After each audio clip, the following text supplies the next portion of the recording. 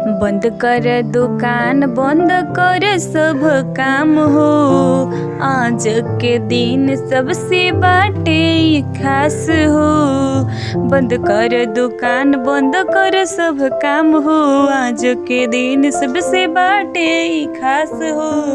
आज के दिन खातिर दिल रहले जानवा, तयापन देश के शान रहले सीमा के शहीदवा।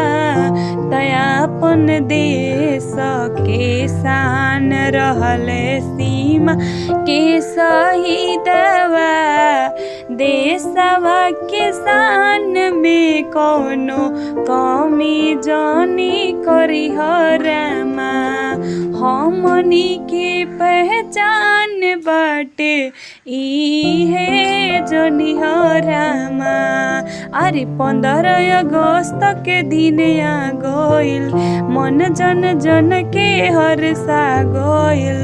अरे बोलहु के बाटे त बोला जय हिंदवा। तयापन देश के शान रहले सीमा की शहीदवा। तयापन देश के शान रहले सीमा के शहीदवा।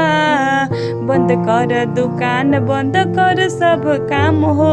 आज के दिन सबसे बाटे खास हो।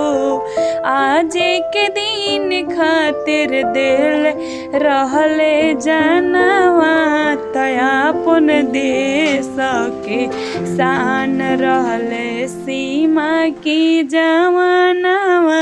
गीतों को सुनने के लिए हमारे चैनल को सब्सक्राइब कीजिए और इसमें जो भी कमी हो उसे कमेंट में ज़रूर बताएं।